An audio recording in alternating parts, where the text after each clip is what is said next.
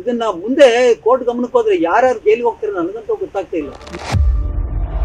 ಆ ನದಿ ಜೀವಂತವಾಗಿರ್ಬೇಕಂದ್ರೆ ಬಿಟ್ಕೊಡ್ಬೇಕು ಅಂತೇಳಿ 8 ಕಡೆ ಚೆಕ್ ಡ್ಯಾಮ್ ಕಟ್ಟಿದ್ದಾರೆ. ಹಳ್ಳಿಗಳಿಗೆ ಜಗಳ ಆಗೋದಿಲ್ವಾ? 0.1 TMC ಕೂಡ ಒಂದೊಂದು ಕೆರೆಗೆ ಸಿಗಲ್ಲ. 0.1 TMC ಅಂದ್ರೆ 20-25 ದಿವಸಕ್ಕೆ ಆವೇ ಆಗುತ್ತೆ ನೀವು ಕೆರೆಗೆ ಬಿಟ್ರೆ. ಏನಿದು ಪ್ರಶಸ್ತಿಗಾಗಲ್ಲ, ನನ್ನ ಆತ್ಮ ಸಂತೃಪ್ತಿಗೋಸ್ಕರ ಈ ಋಣಭಾರ, ಈ ಜಲದ ಋಣ, ಮಣ್ಣಿನ ಋಣ, ಸಮಾಜದ ಋಣ, ತಾಯಿ ಋಣ ತೀರಿಸ್ಕೊಳ್ತಾ ಕೆಲಸ ಮಾಡ್ತಾ ಇದ್ದೀನಿ. ಸರ್, ಈಗ ನಾನು ನಿಮ್ಮ ಹೋರಾಟದ ಬಹುಮುಖ್ಯವಾದ ಒಂದು ವಿಚಾರಕ್ಕೆ ನಾನು ಬರ್ತಾ ಇತ್ತು. ಅಂದ್ರೆ ಎತ್ತಿನಹೊಳೆ ಪ್ರಾಜೆಕ್ಟ್ ಅಂದ್ರೆ ಮೂಲ ಒಂದು ರಿಪೋರ್ಟ್ ನ ಕೊಟ್ಟಿದ್ದು ತಮ್ಮ ಒಂದು ಟೀಮ್. ನಂತರ ಎತ್ತಿನಹೊಳೆ ಪ್ರಾಜೆಕ್ಟ್ ನ ಸರ್ಕಾರ ಗಮನಕ್ಕೆ ತಂದು ಅದು ಜಾರಿ ಮಾಡಿದ ನಂತರ ಸಾಕಷ್ಟು ಅಡೆತಡೆಗಳಾಗ್ತಾ ಇದೆ, ಸಾಕಷ್ಟು ಒಂದು ಮಂದಗತಿ ಸಾಗ್ತಾ ಇದೆ. ಸೊ ಇದು ವಿಚಾರವಾಗಿ ಸಾಕಷ್ಟು ನೀವು ಹೋರಾಟಗಳನ್ನ ಕೂಡ ಮಾಡ್ಕೊಂಡು ಬರ್ತಿದ್ದೀವಿ.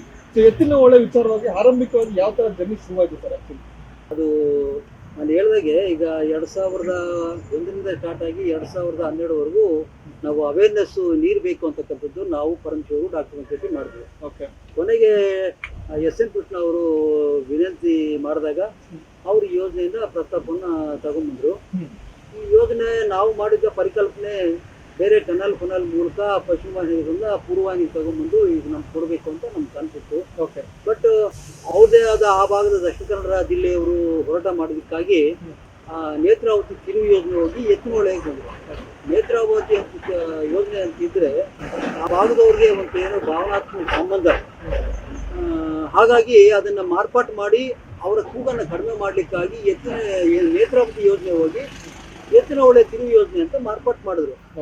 ಸರಿ, ನಮ್ಮ ಏನಾಯ್ತು ಅಂತ ಹೇಳಿದ್ರೆ ಈಗ ನಾವು ಕಳೆದ 10 ವರ್ಷದಿಂದ ಸರ್ಕಾರಕ್ಕೆ ವಿನಂತಿ ಮಾಡ್ಕೊಳ್ತಾ ಇದ್ದೀನಿ.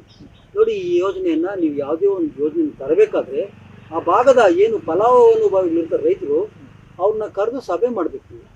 ಇಷ್ಟು ಬಹುದೊಡ್ಡ ಯೋಜನೆ ಮಾಡ್ತಾ ಇದ್ವಿ, ನಿಮ್ಮ ಕುಂದುಕೊರತೆಗಳೇನು, ನಿಮ್ಗೆ ಈ ನೀರು ಸಾಕಾಗ್ತದ, ಹೇಗೆ ಬರ್ತದೆ, ಹೆಂಗೆ ಬರ್ತದೆ, ಯಾವ ತುಂಬಿಸ್ತೀವಿ ಅಂತದನ್ನ ನೀರಾವರಿ ಇಲಾಖೆ ಸರ್ಕಾರ ತರಬೇಕಾಗಿತ್ತು. ಇಲ್ಲಿವರೆಗೂ ಕೂಡ ಆ ಥರ ಒಂದು ಸಭೆಯನ್ನ ರೈತರನ್ನ ಕರೆದು ಸಭೆ ಮಾಡಿಲ್ಲ ಸರ್ಕಾರ.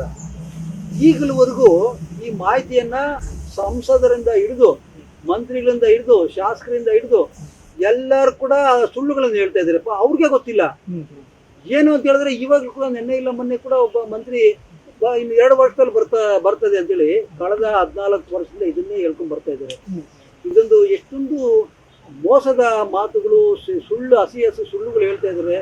ನಮ್ಮ ಬಯಲುಸೀಮೆಯ ಬಾಯಾರಿದ ರೈತರ ಬಾಯನ್ನು ಮುಚ್ಚಲಿಕ್ಕಾಗಿ ಎತ್ತಿನಹೊಳೆಯನ್ನು ತೋರಿಸಿ ಕೋಟ್ಯಾಂತರ ರೂಪಾಯಿಯನ್ನ ಲೂಟಿ ಹೊಡಿತಕ್ಕಂಥದ್ದು. ನೋಡಿ, 2014ರಲ್ಲಿ ಕೇವಲ 2,300 ಕೋಟಿ ಆಯ್ತು. ಇದನ್ನ 4 ಸಾರಿ ಎನ್ಹಾನ್ಸ್ ಮಾಡಿಕೊಂಡು ಈಗ ಸುಮಾರು 10 ವರ್ಷ ಆಯ್ತು. ಆಕ್ಚುಲಿ 2012ರಲ್ಲಿ ಆದ್ರೂ ಕೂಡ ಆಡಳಿತ ಅನುಮೋದನೆ ಆದ್ರೂ ಕೂಡ ವರ್ಕ್ ಸ್ಟಾರ್ಟ್ ಆಗಿದ್ದು 2014ರಲ್ಲಿ. ಈಗ 2025 ಈ 11 ವರ್ಷಗಳಲ್ಲಿ 4 ಬಾರಿ ಆ ನೀರನ್ನ ಯೋಜನಾ ಗಾತ್ರವನ್ನು ಹೆಚ್ಚಿಸಿದ್ದಾರೆ.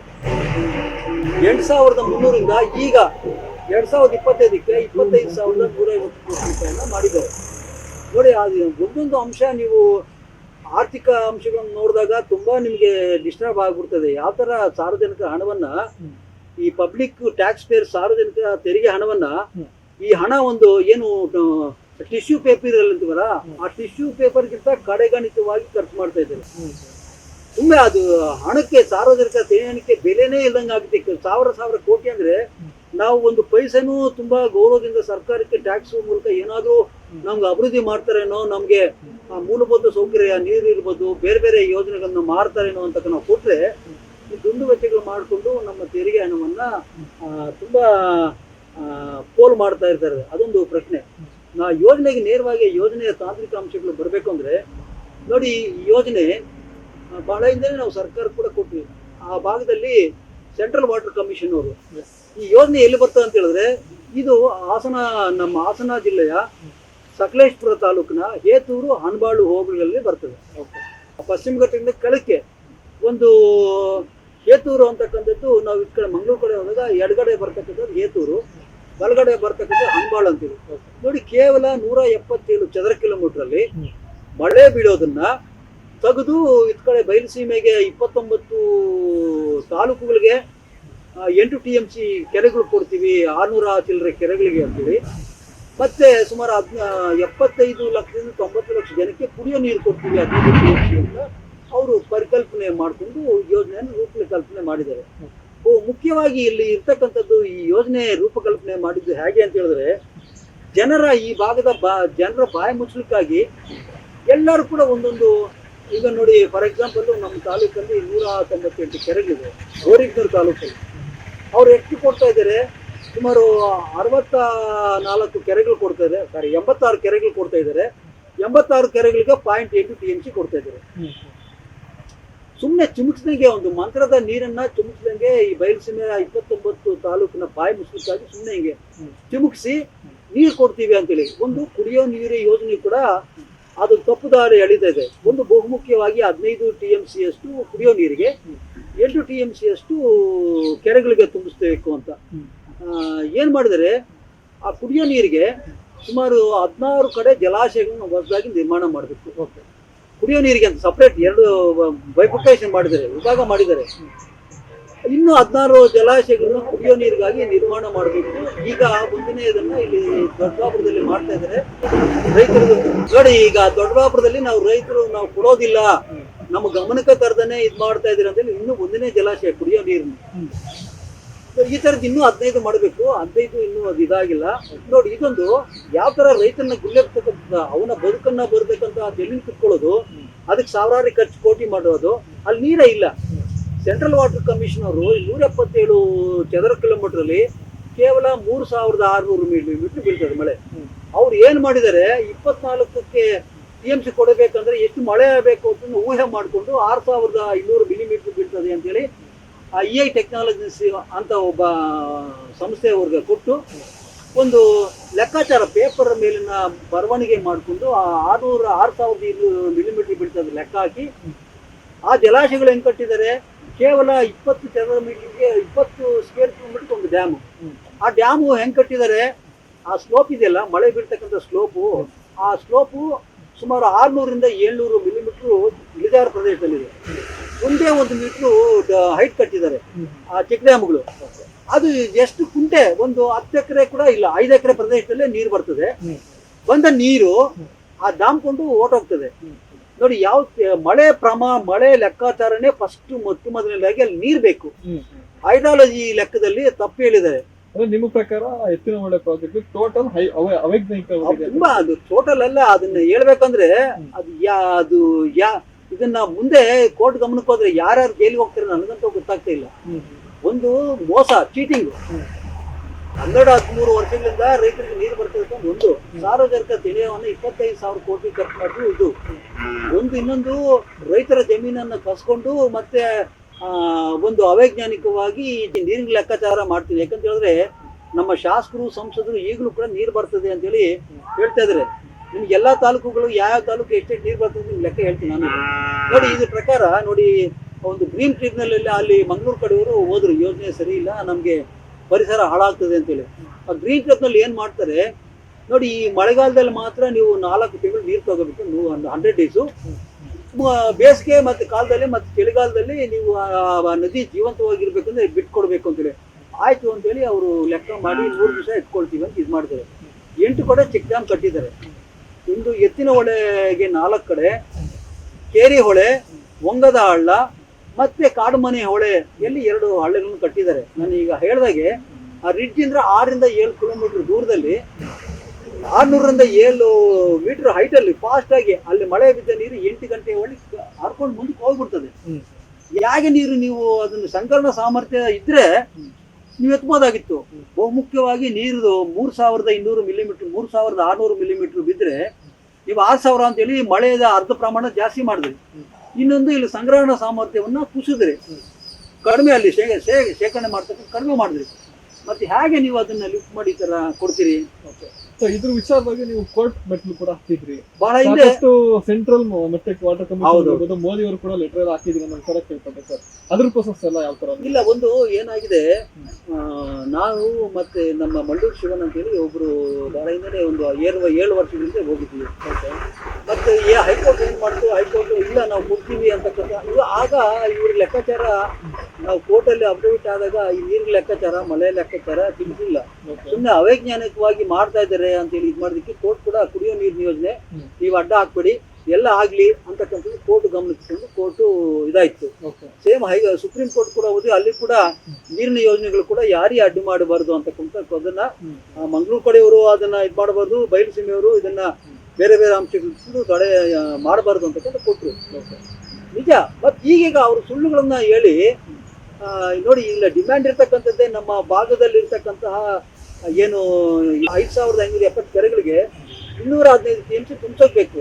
ಇವ್ರು ಕೇವಲ ಈ ಭಾಗದ ಕೆರೆಗಳಿಗೆ 8 TMC ಕೊಡ್ತಾರೆ, ಅಂದ್ರೆ 4% ಕೂಡ ಕಡಿಮೆ ನೀರನ್ನು ಕೊಡ್ತಾರೆ. ಮತ್ತೆ ಈಗ 5570 ಕೆರೆಗಳಿದಾವಲ್ಲ, ಅದಕ್ಕೆ ಕೇವಲ 5% ಕೆರೆಗಳು ಕೊಡ್ತಾರೆ. ಇನ್ನು 95% ಕೆರೆಗಳು ಜನ ಏನಾಗಬೇಕು. ನಿಮ್ಮ ಪಾಯಿಂಟ್ ಏನಂತಂದ್ರೆ ಅವ್ರು ಬರುವಂತ ವಾಟರ್ ಯಾವ ಕೆರೆಗಳು ತುಂಬೋದಿಲ್ಲ, ಯಾವ ಕೆರೆಗಳು ತುಂಬೋದಿಲ್ಲ. ನೀವು ಆ ಕೆರೆಗಳು ತುಂಬೋದಿರ್ಲಿ. 5500 ಕೆರೆಗಳ ಪೈಕಿ 5570 ಕೆರೆಗಳ ಪೈಕಿ ನಾನು ಹೇಳ್ತಾ ಇದ್ದನ್ನ ತುಮಕೂರು ಭಾಗದ ಹಾಸನ ಬಿಟ್ಬಿಡ್ತೀನಿ. ನಮ್ಮ ಈ ಉತ್ತರ ಪಿನಾಕ್ನಿ, ದಕ್ಷಿಣ ಪಿನಾಕ್ನಿ, ಈ ಪಾಲಾರ್ ಬೇಸನ್ ಇರತಕ್ಕಂಥ 5070 ಕೆರೆಗಳಿಗೆ ಕೇವಲ 516 ಕೆರೆಗಳು ಕೊಡ್ತಾ ಇದ್ದಾರೆ. ಅಲ್ಲಿಗೆ ಕೇವಲ 4% ಕೂಡ ಕೊಡ್ತಾ ಇಲ್ಲ. ಮಿಕ್ಕಿದ ಕೆರೆಗಳವ್ರು ಸುಮ್ಮನೆ ಇರ್ತಾರ? ಹಳ್ಳಿಗಳಿಗೆ ಜಗಳ ಆಗೋದಿಲ್ವಾ? ಮತ್ತೆ ನೀರಿನ ಬೇಡಿಕೆ ಕೂಡ ಅಷ್ಟೇ ನೋಡಿ. ಅಂತರ್ಜಲ ಸಾಮರ್ಥ್ಯ ಇಲ್ಲಿರ್ತಕ್ಕಂಥದ್ದು 215 TMC ಶೇಖರಣೆ ಆಗೋದು. 8 TMC ಕೊಟ್ರೆ 4% ಕಡಿಮೆ. ಅದು ಇವ್ರು ಲೆಕ್ಕ ಹಾಕೋದು 24 TMC ಬಂದ್ರೆ ಅಲ್ಲಿ 12 TMC ಕೂಡ ನಮ್ಮ ಲೆಕ್ಕ ಪ್ರಕಾರ 3200 ಮಿಲಿಮೀಟರ್ ಲೆಕ್ಕ ಹಾಕಿದ್ರೆ ಅಲ್ಲಿ ಸಿಗೋದೇ 12 TMC. ಅದರಲ್ಲಿ ನೀವು ಹೆಚ್ಚು ಪ್ರವಾಹ ನೀರು ಬಿಟ್ರೆ 6 TMC ಸಿಗ್ತದೆ. ನೀವು ಹಾಸನ ಬಿಟ್ಟು ಮುಂದಕ್ಕೆ ಬರೋದಿಲ್ಲ. ನೀವು ಆ ನೀರನ್ನ ಚಿಕ್ಕಮಂಗ್ಳೂರು ಕೊಡ್ತಾ ಇದ್ದೀರಿ, ಹಾಸನ ಕೊಡ್ತಾ ಇದ್ದೀರಿ, ರಾಮನಗರ ಕೊಡ್ತಾ ಇದ್ದೀರಿ, ಆ ಹೇಮಾವತಿ ಕಣಿವೆಯಲ್ಲಿ ಇರ್ತಕ್ಕಂಥ 10 ಕಡೆ ಬೇರೆ ಬೇರೆ ತಾಲೂಕುಗಳಿಗೆ ಕೊಡ್ತಾ ಇದ್ದೀರಿ. ಆ ತುಮಕೂರಿಂದ ಬಿಟ್ಟು ನಮ್ಮ ಕಡೆ ಬಯಲುಸೀಮೆಗೆ, ಬೆಂಗಳೂರು ಗ್ರಾಮಾಂತರಕ್ಕೆ, ಚಿಕ್ಕಬಳ್ಳಾಪುರಕ್ಕೆ, ಕೋಲಾರಕ್ಕೆ ನೀರು ಬರೋದು ಶೂನ್ಯ. ನಿಮ್ಮ ಪ್ರಕಾರ ಅದು ಫೈಲ್ಯೂರ್ ಆಗುತ್ತೆ? 100% ಫೈಲ್ಯೂರ್. ಯಾವುದೇ ನಾನು ಅದಕ್ಕಾಗಿ ನಾನು ಈ ಸರ್ಕಾರ ಕೂಡ ಚೀಫ್ ಸೆಕ್ರೆಟರಿಗೆ, ಚೀಫ್ ಮಿನಿಸ್ಟರ್ಗೆ, ಇರಿಗೇಷನ್ ಸೆಕ್ರೆಟರಿಗೆ, ನಮ್ಮ ನೀರಾವರಿ ಸಚಿವ DK ಶಿವಕುಮಾರ್ಗೆ, ವಿಶ್ವೇಶ್ವರ ಜಲ ನಿಗಮದ ಚೇರ್ಮನ್ ಅವ್ರಿಗೆ ವಿನಂತಿ ಮಾಡಿದ್ದೀನಿ. ನೋಡಿ, ಈ ಯೋಜನೆಯನ್ನ ನೀವು ಎಲ್ಲರೂ ಕಣ್ತಪ್ಪಿಸಿ ಮಾಡ್ತಾ ಇದ್ರಿ. ಈ ಭಾಗದ ಸಂಸದರು ಏನು 3 ಜಿಲ್ಲೆಗಳ ಸಂಸದರಿದ್ದಾರೆ, ಅವ್ರನ್ನ, ಜಿಲ್ಲಾಧಿಕಾರಿಗಳನ್ನ, ಏನು ಹೋರಾಟಗಾರರಿದ್ದಾರೆ ಅವ್ರನ್ನ, ಮೀಡಿಯಾದವ್ರನ್ನ ಎಲ್ಲರನ್ನ ಕರ್ಕೊಂಡೋಗಿ ತೋರಿಸಿ. ಈ ಭಾಗದ ಎಲ್ಲ ನಿಮ್ಮ ಡಿಮ್ಯಾಂಡ್ ಆಗಿದೆ. ನಮ್ಮ ಡಿಮ್ಯಾಂಡ್, ಮೊಟ್ಟ ಮೊದಲನೇ ಡಿಮ್ಯಾಂಡ್ ಇರ್ತಕ್ಕಂಥದ್ದು ಈ ಭಾಗದ ಶಾಸಕರನ್ನ, ಸಂಸದರನ್ನ, ಮತ್ತೆ ಹಾಲಿ ಮಾಜಿ ಶಾಸಕರನ್ನ ಎಲ್ಲ ಕರ್ಕೊಂಡೋಗಿ, ಇದು 1000 ಕೋಟಿ ಆಗಿರೋದ್ರಿಂದ ನೀವು ಆ ಯೋಜನೆಯನ್ನು ತೋರಿಸಿ. ಅವರು ಅದಾದ್ಮೇಲೆ ಅವ್ರ ಒಪ್ಪಿಗೆ ಆದ್ರೆ, ಎಲ್ಲರಿಗೂ ಕೂಡ ಒಪ್ಪಿಗೆ ಆದ್ರೆ ಆಮೇಲೆ ಚರ್ಚೆ ಮಾಡೋಣ. ಇದನ್ನ ಮೊದಲನೇ ಆ ಯೋಜನೆ ಅಂತೇಳಿ ಅವ್ರಿಗೆ ಗೊತ್ತಾಗ್ತದೆ. ಅದು ನಮ್ಮ ಡಿಮ್ಯಾಂಡ್. ಈಗಾಗಲೇ ಸರ್ಕಾರದ ಗಮನಕ್ಕೂ ತಂದಿದ್ದೀವಿ. ಆಮೇಲೆ ಇತ್ತೀಚೆಗೆ ನೀವು ಇದೇ ಒಂದು ಹೋರಾಟದಲ್ಲಿ ಒಂದು ಹೇಳಿಕೆ ಕೂಡ ಕೊಟ್ಟಿದ್ರಿ. ಆಮೇಲೆ ಒಂದು ಉಪವಾಸ ಸತ್ಯಾಗ್ರಹ ಮತ್ತೆ ಮೌನ ಸತ್ಯಾಗ್ರಹ ಕೂಡ ಇತ್ತೀಚೆಗೆ ಮಾಡಿದ್ರಿ. ಅದೇ ಈ ಯೋಜನೆ ಬರೋದೇ ಇಲ್ಲ ಅನ್ನುವಂಥ ಅನ್ನೋದು ಕಡಖಂಡಿತ ಒಂದು ನಿರ್ಧಾರದಲ್ಲಿ ಇದೆ. ಸೊ ಹಂಗಾಗಿ ಈ ರಾಜ್ಯ ಪ್ರಶಸ್ತಿ ನಿಮ್ಗೇನ್ ಬಂದಿದೆ ಅದನ್ನ ಕೂಡ ವಾಪಸ್ ಮಾಡ್ತೀನಿ ಅಂತ ಕೂಡ ಒಂದು ಹೇಳಿಕೆ ಕೊಟ್ಟಿದ್ರಿ ಸರ್. ಸೊ ಅದು ಯಾವ ರೀತಿ ಹೋರಾಟದ ಒಂದು ಸ್ವರೂಪ ಪಡ್ಕೊಳ್ಳುತ್ತೆ ನೆಕ್ಸ್ಟ್ ದಿನದಲ್ಲಿ ಸರ್? ಈಗ ಅದು ಹೋರಾಟ ಸ್ವರೂಪ. ಈಗ ಸರ್ಕಾರಗಳಿಗೆ ಆ ಮನಸ್ಥಿತಿಯನ್ನು ಕಲ್ಕೊಂಡಿದ್ರೆ ಯಾರು ಪ್ರಶಸ್ತಿ ಬಿಟ್ಟರೆ ಅವ್ರಿಗೇನು ವೈಯಕ್ತಿಕವಾಗಿ ಇದಾಗೋದಿಲ್ಲ. ನನ್ನ ಮನಸ್ಸಿಗೆ ಏನಾಗಿದೆ ಅಂದರೆ, ಸಾಕಷ್ಟು ಜನ ಈತ ಹೋರಾಟಗಳಿಗಾಗಿ, ಈ ಪ್ರಶಸ್ತಿಗಳಿಗಾಗಿ ಹೋರಾಟ ಮಾಡ್ತಾನೆ ಅನ್ನೋ ಒಂದು ಪರಿಭಾವನೆ ಇದೆ ಸಾಕಷ್ಟು ಜನರಲ್ಲಿ. ಅದಕ್ಕಾಗಿ ನನಗೆ ಯಾವ ಪ್ರಶಸ್ತಿ ಇನ್ನೂ ಕೂಡ ಆ ಪ್ರಶಸ್ತಿಗಳನ್ನ ಈಗ 16ನೇ ತಾರೀಕು ಇವರು ಸರಿಯಾದ ತೀರ್ಮಾನ ತಗೊಂಡು ಸರಿಯಾದ ಮಾಹಿತಿ ಕೊಟ್ಟು ಇದು ಮಾಡದೇ ಇದ್ರೆ ಆ ರಾಜ್ಯೋತ್ಸವ ಪ್ರಶಸ್ತಿ ಕೊಟ್ಟಿರ್ತಕ್ಕಂಥ 1 ಲಕ್ಷ ರೂಪಾಯಿ ಆ ಫಲಕ ಮತ್ತೆ 20 ಗ್ರಾಮ್ ಚಿನ್ನವನ್ನ ವಾಪಸ್ ಕೊಡ್ತೀನಿ. ಯಾಕಂದ್ರೆ ಸರ್ಕಾರ ಕೊಟ್ಟಿದ್ದು ಗೌರವ ಇದೆ. ಬಟ್ ನಾವು ಮಾಡಿದ ಆ ಹೋರಾಟಗಳಿಗೆ ಬೆಲೆ ಕೊಡದೆ, ನಮ್ಮ ಕನಸುಗಳಿಗೆ, ಬದುಕಿಗೆ ನೀವು ಆಸರೆ ಕೊಡದೇ ಇದ್ರೆ ಆ ಪ್ರಶಸ್ತಿ ಇಟ್ಕೊಂಡು ಏನ್ ಮಾಡಬೇಕು? ಮತ್ತೆ ಜನರಲ್ ಕೂಡ ನಮ್ಮ ಹೋರಾಟಗಾರರಲ್ಲಿ ಈತ ಏನೋ ಸ್ವಯಂ ಪ್ರತಿಷ್ಠೆಗಾಗೋ, ಫೋಕಸ್ ಮಾಡಲಿಕ್ಕೆ, ಸಮಾಜದಲ್ಲಿ ದೊಡ್ಡವನಾಗಿ ಬೆಳಿಲಿಕ್ಕೆ ಹೋಗೋ, ಮಾಡ್ತಾ ಇದ್ದಾನೇನೋ. ಸರ್ವೇ ಸಾಮಾನ್ಯವಾಗಿ ಮೂಡುವಂತ ಪ್ರಶ್ನೆ. ಹೌದೌದು. ಅಂದ್ರೆ ಎತ್ತಿನಹೊಳೆ ಪ್ರಾಜೆಕ್ಟ್ಗೆ ಯಾರು ಒಬ್ರು ಅಷ್ಟೊಂದು ತಲೆ ಕೆಡ್ಸ್ಕೊಳ್ತಾ ಇದ್ರು, ದೊಡ್ಡಪ್ಪ ಅವ್ರು ಯಾಕೆ ತಲೆ ಕೆಡ್ಸ್ಕೋಬೇಕು, ಅವ್ರಿಗೆ ಏನ್ ಲಾಭ ಅನ್ನೋ ಒಂದು ಕ್ವಶನ್ ಕೂಡ ಮೂಡುತ್ತೆ. ನೋಡಿ ತಾವೇನ್ ಹೇಳ್ತೀರಿ? ನೋಡಿ, ಈ ಯೋಜನೆ ಪರಿಕಲ್ಪನೆ ಮಾಡಿದ್ದೆ ಮೊದಲನೇದ ಒಂದು ಕೂಸು, ಅದು ನಮ್ಮಿಂದನೇ ಬಂದಿತ್ತು. ಆ ಕೂಸು ನಮ್ಮ ಕಣ್ಮುಂದೆ ಸಾಯ್ತಾ ಇದ್ರೆ ನಾವು ಬದುಕೊಳ್ಳುವಂಥದ್ದು ನಮ್ಗೆ ಅಟ್ಯಾಚ್ಮೆಂಟ್ ನಮ್ಗಿದೆ. ಬೇರೆ ನೀರಿಗಾಗಿ 40 ವರ್ಷದಿಂದ ಯಾರು ನಮ್ಮ ಕಣ್ಣು ಮುಂದೆನೆ ನದಿಗಳು ನಾಶ ಮಾಡ್ತಾ ಇದ್ರು. ಯಾವ MLA ಬರ್ಲಿಲ್ಲ, ಯಾವ MP ಬರ್ಲಿಲ್ಲ, ಯಾವ ಹೋರಾಟಗಾರರು ಬರ್ಲಿಲ್ಲ. ನಾನು ಆಸ್ತಿ ಕಳ್ಕೊಂಡೆ, ಜೈಲ್ಗೆ ಹೋದೆ, ನಾನು ಬಿಡಿಸ್ಕೊಳಕ್ ಬರ್ಲಿಲ್ಲ. ನನ್ಗೆ ಅಟ್ಯಾಚ್ಮೆಂಟ್ ಇದೆ, ನನಗೆ ಸಂಬಂಧ ಇದೆ, ನನಗೆ ಮುಂದಿನ ಪೀಳಿಗೆ ಬಗ್ಗೆ ಕಳಕಳಿ ಇದೆ. ನನಗೆ ಆ ಸಂಬಂಧ ಇರೋದ್ರು ಹೊಡೆತ ಬಿದ್ದು ದೈಹಿಕವಾಗಿ ಮಾನಸಿಕವಾಗಿ ಅದ್ರ ಬಗ್ಗೆ ನನಗೆ ಅದು ಜಿದ್ದಿದೆ. ಹಾಗಾಗಿ ಬರ್ತಾ ಇದ್ದೇನಾಗ್ಲಿ. ಅದಕ್ಕಾಗಿ ಕೆಲವರ ಮನಸ್ಸಲ್ಲಿ ಏನಾದ್ರು ಪ್ರಶಸ್ತಿಗಾಗಿನೋ ಪ್ರಶಸ್ತಿಗಳಿಗಾಗಿ ಮಾಡ್ತಾನೋ ಅನ್ನೋ ಉದ್ದೇಶದಿಂದ ನನಗೆ ಯಾವ ಪ್ರಶಸ್ತಿಗಳು ಬೇಡ. ಇನ್ನು ಮುಂದೆ ಕೂಡ ನಾನು ಯಾವ ಪ್ರಶಸ್ತಿಗಳಿಗೂ ಯಾರಾದರೂ ಕೊಡ್ತೀವಿ ಅಂತ ಹೇಳೋದು ಕೂಡ ನಾನು ಸ್ವೀಕಾರ ಮಾಡೋದಿಲ್ಲ. ಪ್ರಶಸ್ತಿಗಾಗಲ್ಲ, ನನ್ನ ಆತ್ಮ ಸಂತೃಪ್ತಿಗೋಸ್ಕರ ಈ ಋಣಭಾರ, ಈ ಜಲದ ಋಣ, ಮಣ್ಣಿನ ಋಣ, ಸಮಾಜದ ಋಣ, ತಾಯಿ ಋಣ ತೀರಿಸ್ಕೊಳ್ತಾಯಿ ಕೆಲಸ ಮಾಡ್ತಾ ಇದ್ದೀನಿ. ಆ ಪ್ರಶಸ್ತಿಗಳು ನನಗೇನು ಖುಷಿ ಕೊಡಲ್ಲ, ತಿಳಿಕೊಡೋದಿಲ್ಲ. ಸೊ ನೀವು ಹೇಳಿದ್ರಿ ಈ ಭಾಗದ ಅಷ್ಟು ಸಂಸದರು, DCಗಳು ಮತ್ತೆ ಮೀಡಿಯಾ ಪರ್ಸನ್ಸ್ ಎಲ್ಲನ್ನ ಕರ್ಕೊಂಡು ಹೋಗ್ಬೇಕು ಅನ್ನುವಂಥದ್ದು ಒಂದು ಖಂಡಿತ ಒಂದು ಬೇಡಿಕೆ ಇಟ್ಟಿದ್ದ. ಸೊ ಇದಕ್ಕೆ ಸ್ಪಂದನೆ ಯಾವ ತರ ಸಿಗ್ತಾ ಇದೆ ಪ್ರೆಸೆಂಟ್? ನೋಡಿ, ಈಗ ಸದ್ಯಕ್ಕಂತೂ ಇಲ್ಲ. ಈಗ ಸಾಕಷ್ಟು MLAಗಳಿಗೆ ಅದ್ರ MP ಗಳಿಗೆ ಇದು ಮಾಹಿತಿನೇ ಗೊತ್ತಿಲ್ಲ. ನೋಡಿ, ಇದನ್ನ ನಿಜವಾಗ್ಲೂ ನಮ್ಮ ಪ್ರತಿಯೊಬ್ಬರು ಕೂಡ ಎಷ್ಟೋ ಬರ್ತದೆ ಏನೋ ಬರ್ತದೆ ಅಂತ ನೋಡಿ. ಈಗ ಫಾರ್ ಎಕ್ಸಾಂಪಲ್ ನಮ್ಮ ತಾಲೂಕಲ್ಲೇ ನೀರಿನ ಯುದ್ಧಗಳು ಆಗ್ತಾ ಇದೆ. ವಾರ್ಡ್ ಸೊಲ್ಲಿಗೆ ನಮ್ಮ ಪಟ್ಟಣಕ್ಕೆ ಯುದ್ಧಗಳು ಆಗ್ತಾ ಇದಾವೆ. ಇದು ಇಲ್ಲಿ ನಿಲ್ಲೋದಿಲ್ಲ. ನಾನು ಈಗ ಎಷ್ಟು ಭಯಾನಕವಾದ ಯುದ್ಧಗಳಾಗ್ತವೆ ನಮ್ಮ ಈ ಬಯಲುಸೀಮೆ ಜಿಲ್ಲೆಗಳಂದ್ರೆ, ನಾನು ಈಗಾಗಲೇ ಹೇಳ್ದಾಗೆ 5570 ಕೆರೆಗಳಲ್ಲಿ ನೀವು 5% ಕೆರೆಗಳು ಕೊಟ್ಟರೆ 95% ಪಕ್ಕದವರು ಆ ಕಾಲುವೆ ಪೈಪ್ ಹೊಡೆದಾಗ್ತಾ ಇರ್ತಾರ? ಸಾಧ್ಯತೆ ಇರಬಹುದು. ಸಾಧ್ಯತೆ ಅಲ್ಲ, 100% ಜರುಗ್ತದೆ. ನಮ್ಮ ಕಣ್ಣು ಮುಂದೆನೆ ಸಾಕಷ್ಟು ಕಡೆ ನೋಡಿದ್ವಿ. ಈಗ ಶ್ರೀಶೈಲಂ ಡ್ಯಾಮ್ ಇಂದ ನೀರು ಹಂಚಿಕೆಗಾಗಿ ತೆಲಂಗಾಣದವರು, ಈ ಕಡೆ ಆಂಧ್ರದವರು ಆ ಡ್ಯಾಮ್ ಎದುರುಗಡೆ IAS ಆಫೀಸರ್ಸು, IPS ಆಫೀಸರ್ಸು, MLAಗಳು ಹೊಡ್ಕೊಂಡಿದ್ದಾರೆ ನೀರಿಗಾಗಿ. ಈಗ ನೋಡಿ, ಈಗ ಪ್ರತಿಯೊಂದು ಕಡೆನೂ ನೀರಿನ ಯುದ್ಧಗಳಾಗ್ತವೆ. ನಿಮ್ಮ ಪಕ್ಕದಲ್ಲಿ ನೀವು ಒಂದು ಸಾಪಂಕ್ತಿಯಲ್ಲಿ ಕುತ್ಕೊಂಡಿರೋರಿಗೆ 4 ಜನಕ್ಕೆ ಬಡ್ಸಿ 4 ಜನ ನೀವು ಊಟ ಕೊಡ್ತಾ ಇದ್ರೆ ಆ 4 ಜನ ಸುಮ್ಮನೆ ಇರ್ತಾರ? ಅವರು ಕಿತ್ತಾಡ ನಿಮ್ಮ ಹಸುಕೊಂಡಿರೋನು ಬಂದು ನಿಮ್ ತೆಟ್ಟಿ ಕೈ ಹಾಕೇ ಆಗ್ತಾನೆ. ಆ ಘರ್ಷಣೆಗಳು ಹಾಗೆ ಆಗ್ತದೆ. ನೋಡಿ, ನಾನು ಬಹುಮುಖ್ಯವಾಗಿ ನೋಡಿ, ನಮ್ಮ ಸಾಕಷ್ಟು ನಮ್ಮ ಬಯಲು ಸೀಮೆಯ ಸಂಸದರು, ಶಾಸಕರು ಹಸಿ ಸುಳ್ಳು ಹೇಳ್ತಾ ಇದ್ದಾರೆ. ನೋಡಿ, ಈ ಮಾಹಿತಿಯನ್ನ ಎಲ್ಲ ನಮ್ಮ ತುಮಕೂರು ಜಿಲ್ಲೆಯ ರಾಮನಗರ, ಬೆಂಗಳೂರು ಗ್ರಾಮಾಂತರ, ಚಿಕ್ಕಬಳ್ಳಾಪುರ, ಕೋಲಾರ ಈ ಜಿಲ್ಲೆಯ ಶಾಸಕರು, ಸಂಸದರು ಇದನ್ನು ಕೇಳಿಸ್ಕೊಳ್ಳೇಬೇಕಾಗ್ತದೆ. ಏನೋ ಊಹೆ ಇಟ್ಕೊಂಡು ಎತ್ತಿನೊಳಗೆ ನೀರು ಎಷ್ಟೋ ಬರ್ತದೆ ಅಂತ ತಿಳ್ಕೊಳ್ತಾರೆ. ದಯಮಾಡಿ ನೋಡಿ, ನಾನು ಮುಗಿಸ್ ಹೋಗೋದಿಲ್ಲ. ಕೊರಟಗೆರೆಗೆ ಕುಡಿಯೋ ನೀರಿಗೆ ಮತ್ತೆ ಕೆರೆಗಳಿಗೆ 0.33 TMC ಕೊಡ್ತಾರೆ. ಮಧುಗಿರಿಗೆ ಕುಡಿಯೋ ನೀರಿಗೆ ಮತ್ತೆ ಕೆರೆಗಳಿಗೆ 0.33 TMC ಕೊಡ್ತಾರೆ. ಶಿರಾಗೆ ಕುಡಿಯೋ ನೀರಿಗೆ ಮತ್ತೆ ಶಿರಾಗೆ ಕೆರೆಗಳು ಕೊಡೋದಿಲ್ಲ, ಬರೀ ಕುಡಿಯೋಕೆ 0.554 TMC ಕೊಡ್ತಾರೆ. ಪಾವುಕಡಕ್ಕೆ ಕುಡಿಯೋಕೆ 0.4 TMC, ಕೆರೆಗಳಿಗೆ 23 ಕೆರೆಗಳಿಗೆ 0.42 TMC, 8 TMC 0.8 TMC ಪಾವುಗಡಕ್ಕೆ ಕೊಡ್ತಾರೆ. ರಾಮನಗರಕ್ಕೆ ಬರ್ಬೇಕಂದ್ರೆ ರಾಮನಗರಕ್ಕೆ 0.5 TMC ಕೊಡ್ತಾರೆ. ಮಾಗಡಿಗೆ 0.3 TMC ಕೊಡ್ತಾರೆ. ಚನ್ನಪಟ್ಟಣಕ್ಕೆ 0.4 TMC, ಕನಕಪುರಕ್ಕೆ 0.6 TMC, ಮತ್ತೆ ನಮ್ಮ ಬೆಂಗಳೂರು ನೆಲಮಂಗಲಕ್ಕೆ ಮಾತ್ರ ಕುಡಿಯೋ ನೀರಿಗೆ ಇದಕ್ಕೆ 3.63 TMC ಕೊಡ್ತಾರೆ. ದೊಡ್ಡಾಪುರಕ್ಕೆ 0.8 TMC, ದೇವನಹಳ್ಳಿಗೆ 0.9 TMC, ಹೊಸಕೋಟೆಗೆ 1.35 TMC, ಈ ಥರ. ಮತ್ತೆ ನಮ್ಮ ಗೌರಿಬಿದನೂರಿಗೆ ಕುಡಿಯೋಕೆ 0.607 TMC, ಕೆರೆಗಳಿಗೆ 86 ಕೆರೆಗಳಿಗೆ 0.9 TMC ಸೇರಿ 1.4 TMC ಗೌರಿಬಿದನೂರು ಕೊಡ್ತಾರೆ.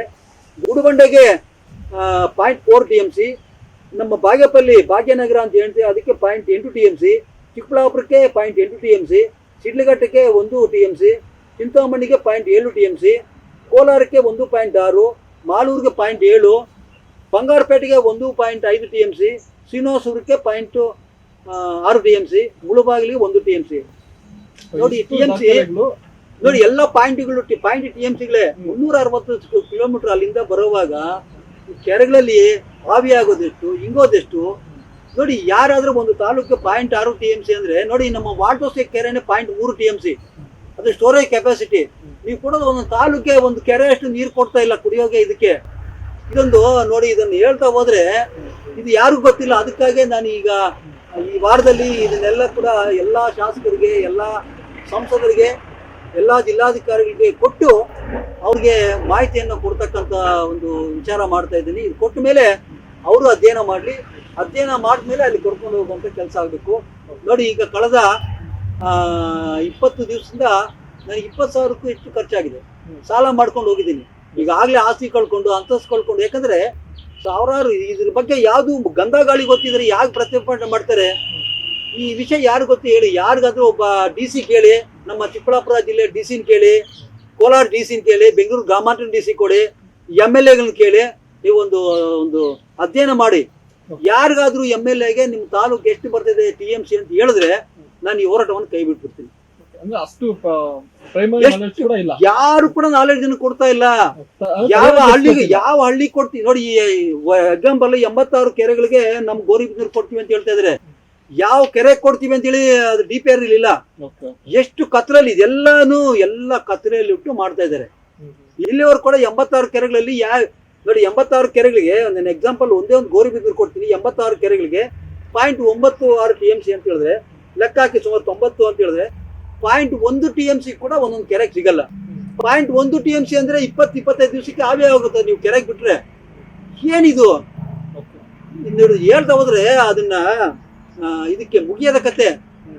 ಅದಕ್ಕೆ ನೋಡಿ, ಇದೆಲ್ಲ ಕೂಡ ಎಲ್ಲ ಮ್ಯಾಪ್ ಮಾಡಿ, ಸ್ಕಿಮ್ಯಾಟಿಕ್ ಮ್ಯಾಪ್ ಮಾಡಿ, ಪ್ರತಿಯೊಂದು ಕೂಡ ಹೇಗೆ ಬರ್ತದೆ, ಏನ್ ಬರ್ತದೆ ಎಲ್ಲ ಕೂಡ ನಾನು ಇದು ಮಾಡಿದ್ದೀನಿ. ಇದನ್ನ ನಮ್ಮ MLAಗಳಿಗೆ, MP ಗಳಿಗೆ, DC ಗಳಿಗೆ ಈ ಹಣ ಹೊಂದಿಸ್ಕೊಂಡು, ಇದೊಂದು 100-150 ಕಾಪೀಸ್ ಬೇಕು. ಹಣ ಹೊಂದಿಸ್ಕೊಂಡು ಇನ್ನೂ ಯಾರ ಹತ್ರ ಕಾಡಿ ಬೇಡಿ ಸಾಲ ಮಾಡಿ ಇದನ್ನ ಎಲ್ಲರಿಗೂ ಮೂಡಿಸ್ತೀನಿ. ನನ್ನ ಜವಾಬ್ದಾರಿ. ಒಂದು ವೇಳೆ ನೀವು ಮಾಡ್ತಿರುವಂತ ಪ್ರಯತ್ನ ವಿಫಲವಾದರೆ ಪರಿಣಾಮ ಯಾವ ತರ ಇರ್ತದೆ? ಪರಿಣಾಮ ಇರ್ತದ್ರೆ, ಮತ್ತೆ ನೀರು ಬರ್ತಾ ಇದ್ರೆ 2 ವರ್ಷ ನೋಡ್ತಾರೆ. 2 ವರ್ಷ ಆದ್ಮೇಲೆ 3ನೇ ವರ್ಷ ಇಟ್ಕೊಂಡು ಜಜ್ತಾರೆ. MLAಗಳನ್ನ, ಮಂತ್ರಿಗಳನ್ನ ಜನ ರೊಚ್ಚಿಗೆದ್ದು ಚಚ್ತಾರೆ. ಆ ಚಚ್ಚೋದ್ರಲ್ಲಿ ನಾನೇ ಮೊದಲನೇಗೆ ಆಗಿರ್ತೀನಿ. ನಾನು ಇದನ್ನ ನೇರವಾಗಿ ಮುಖ್ಯಮಂತ್ರಿಗಳಿಗೆ 2014 ಕೂಡ ಮುಖ್ಯಮಂತ್ರಿಗಳಿಗೆ ನೇರವಾಗಿ ಸಿದ್ದರಾಮಯ್ಯನವ್ರಿಗೆ ವಿಧಾನಸೌಧದಲ್ಲಿ ಹೇಳಿದ್ದೀನಿ. ನೀವು ಈ ತರ ದೋಖಾ ಯೋಜನೆಗಳು ಮಾಡಬೇಡಿ, ನೇರವಾಗಿ ಹೇಳಿದ್ದೀನಿ. ಮನುಷ್ಯ ನಾವು ಹಣ ಕೊಟ್ಟು ನಮ್ಮ ಕನಸುಗಳನ್ನ, ಬದುಕನ್ನ ನಾಶ ಮಾಡಿದ್ರೆ ಪ್ರತಿಯೊಬ್ಬರಿಗೂ ಒಂದು ಇತಿಮಿತಿ, ಒಂದು ಪೇಷನ್ಸ್ ಇರ್ತದೆ. ಪೇಷನ್ಸ್ ದಾಟಿದ ಮೇಲೆ ಸಾಕಷ್ಟು ಕ್ರಾಂತಿಗಳನ್ನು ನೋಡಿದಿವಿ. ನೀವು ನೀರು ಕುಡಿದೇ ಇದ್ರೆ ನಿಮ್ಮ ಕಣ್ಣು ಮುಂದೆ ಮಕ್ಕಳು, ಮರಿನೋ, ಹಸುಗಳು ಸತ್ತೋಗದೆ ಆ ರೊಚ್ಚು ಯಾವ ಮಟ್ಟಕ್ಕೆ ಹೋಗ್ತದೆ ಅಂತ ಹೇಳಿದ್ರೆ, ನೀವು ಹಣನೂ ಕಣ್ಕೊಂಡು ನಮ್ಮ ಕನಸುಗಳನ್ನ ನಾಶ ಮಾಡಿ, ನಮ್ಮ ಬದುಕನ್ನು ನಾಶ ಮಾಡಿದ್ರೆ ಒಂದೊಂದು ದಿವಸ ಎಲ್ಲೋದ್ರೂ ಕೂಡ ತೆಗೆದು ಜಜ್ಜಿ ಬಿಡ್ತಾರೆ. ಯಾರು ರಾಜಕಾರಣಿಗಳು ಮನೆ ಬಿಟ್ಟು ಆಚೆ ಬರೋಂಗಿಲ್ಲ. ಇದಂತೂ ಶತಸಿದ್ಧ, ಸತ್ಯ, ನಿತ್ಯ. ಒಂದು ವೇಳೆ ನೀವು ಹೇಳಿದಾಗೆ ಇದೊಂದು ದೋಖಾ ಯೋಜನೆ ಆದ್ರೆ ಪರ್ಯಾಯವಾಗಿ ನಮ್ಮ ಚಿಕ್ಕಬಳ್ಳಾಪುರ, ಕೋಲಾರ ಯಾವ ನೀರಾವರಿ ಯೋಜನೆಗಳು ತರಬಹುದು? ನೋಡಿ, ಸರ್ಕಾರ ಸಾಕಷ್ಟು ಯೋಜನೆ, ನಾನು ಈಗಾಗಲೇ ಹೇಳಿದಾಗೆ ಕೃಷ್ಣಾ ಬೇಸಿನಲ್ಲಿ ಒಂದು ಬಚಾವ್ ಸ್ಕೀಮಲ್ಲಿ ಸ್ಕೀಮ್ A ಅಂತ ಮಾಡಿದ್ರು. ಮತ್ತೆ ಬ್ರಿಜೇಶ್ ಕುಮಾರ್ ಟ್ರಿಬ್ಯುನಲ್ ಅಲ್ಲಿ ಒಂದು ಸ್ಕೀಮ್ B ಮಾಡಿದ್ರು. ಅದು ಏನಂತ ಹೇಳಿದ್ರೆ, ಒಟ್ಟಾರೆ ನಮ್ಮ ಕರ್ನಾಟಕಕ್ಕೆ 907 TMC ನೀರು ಹಂಚಿಕೆ ಮಾಡಿದ್ದಾರೆ ಕೃಷ್ಣಾ ಬೇಸಿನಲ್ಲಿ. ನಮ್ಮವ್ರು ಇಲ್ಲಿವರೆಗೂ ಕೃಷ್ಣಾ ತುಂಗಭದ್ರಾ ಬೇಸಿನಲ್ಲಿ ಕೇವಲ 730-40 TMC ಗಂಟೆ ಹೆಚ್ಚು ನೀರು ಬಳಕೆ ಆಗ್ತಾ ಇಲ್ಲ.